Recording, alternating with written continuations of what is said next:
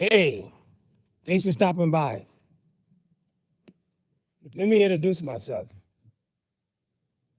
My name is Pelly. I got a question for you. Have you ever loved someone so much that they felt physically part of you? I mean, like a leg or an arm. Oh, I know we got our moms and our dads, our wives and children, siblings. I had a brother. I say had because, well, 19 years ago, someone thought that it was best he wouldn't be on this planet. And it didn't stop until he wasn't. See, I thought by now we would be old, retired, sitting on the porch, knocking back a cold one, talking about all the dumb stuff we did when we were kids. And like I said, he ain't here no more. But when he was, and when he was here, when we were kids, we did some of the dumbest stuff you can imagine. I mean, we were freaking fracked. Perfect partners in crime. Man, there were so many exploits.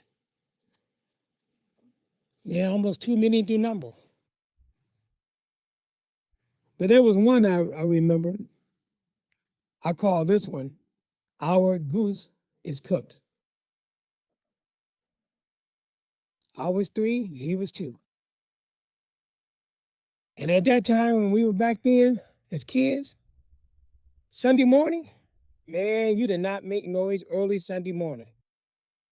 My father worked like a slave on overtime, Monday through Friday. And then Saturdays, my mama had those honey-do lists that he had to fulfill.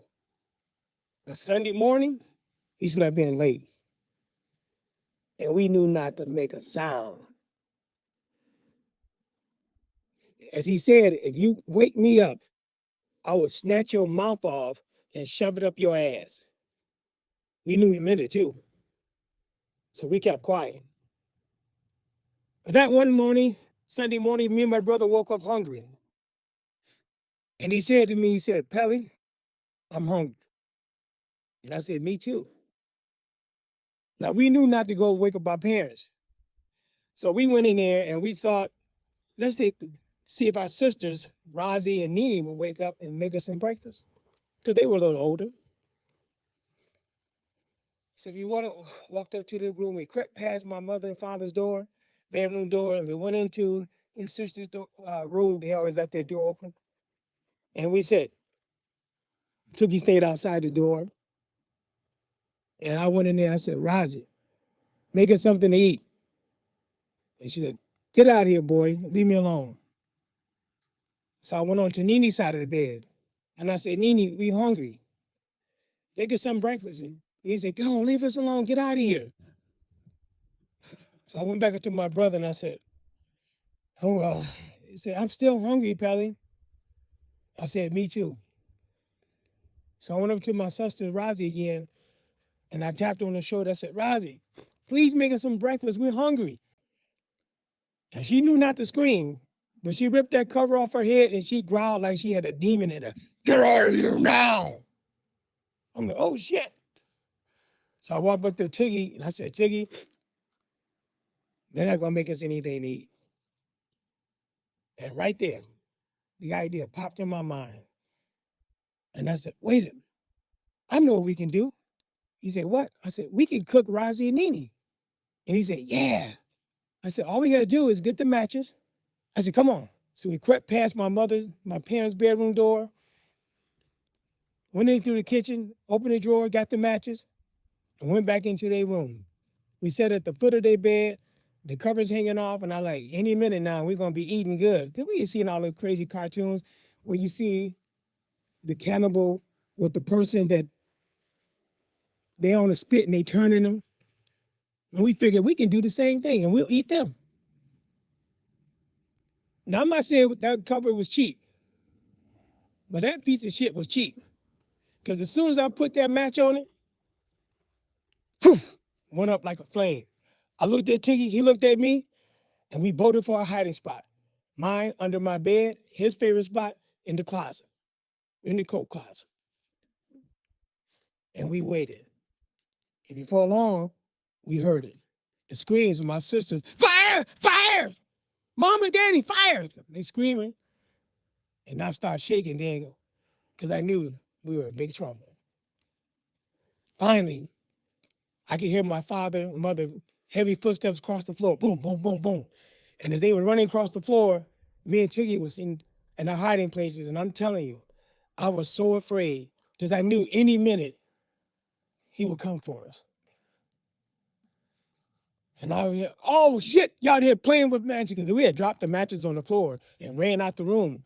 My father obviously saw the matchbox on the floor. He said, I ain't here playing with these goddamn matches. And the boy, you wasn't playing with us, we were asleep. Give me some water. My mother, call the fire department, call the fire department. You know, and the lady upstairs, we knew that we could hear her bumping around. Mama screaming, hollering, get the fire department, get the fire department. And Daddy, we don't need no goddamn fire department, give me some water. And back and forth, they're running like the Keystone Cops bumping into each other. And I could smell the mattress burning now. I could smell it. And what seemed like forever, with them bumping around to each other, it finally stopped. It got bone-chilling cold or quiet. And then our father said, what the hell are y'all playing with matches? And he said, we were asleep. We weren't playing with matches. And then my mother said, in all the excitement, my mother said, where's the boys? And my father said, shit. Get your ass in here now. I started shaking more and more. I wasn't going out there. I can imagine Tiggy in the coat closet shaking too. And then my father said the words that got us moving every time. Don't make me come looking for you. And when he said that, I crawled my ass out from under the bed and I'm already begging, Daddy, please. Daddy, see, we were hungry. And my brother, who had a real bad stuttering problem his whole life, he sounded like he was sitting in Morse code in tears. And I'm like, get your ass over here. What the hell are you playing with matches? You're gonna burn this entire house up. You could have killed us and the lady upstairs. What was you thinking? And he stopped popping us in the head. Pop, you stupid. And my mother said, oh, hey, Joe, that's too, you're hitting him too hard. Get back, woman, get back. Mama, you hitting him too hard. He said, I got something for him. He ran in his room and got his belt. We said, Daddy, please. And he put the whooping on us. Man, I'm telling you, I had whelps on top of whelps. And I thought he was done. We'd go in our room and that'd be it. He said, get your ass over here. He grabbed us and dragged us to the kitchen. And he took us to the stove. Now, my brother, too, he's standing next to me. He about to fall any minute. He was standing and shaking so much. And I looked at him and I said, oh, Daddy's going to cook us something to eat. I said, I wonder what he's going to cook. At that point, he had grabbed my hand.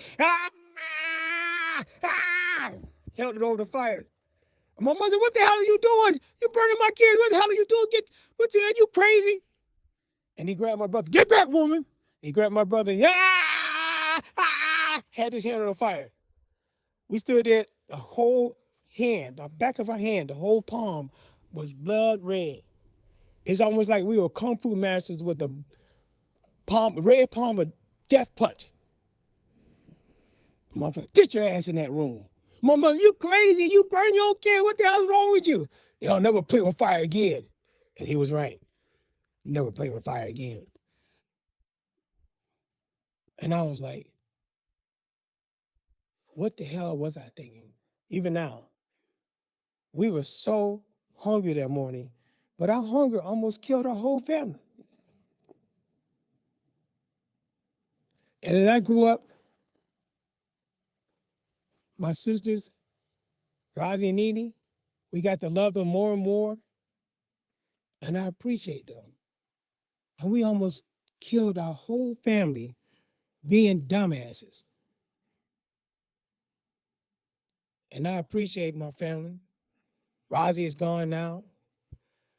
Nene, for reasons said and unsaid, I haven't spoken to her in years. But the moral of this story, for me, the lesson I learned, appreciate the people in your life, the ones that love you and you love them, because you never know. I'm telling you, you never know when they're going to go. So when you have them, you appreciate it. Appreciate it. And stop doing dumb shit, because you don't need to do dumb shit. I mean, we all do dumb shit. But try to appreciate the people in your life. That's the moral of this story for me, because you never know. Well, I'm going to let you go now. You know, tell you like my father used to say, y'all take it easy.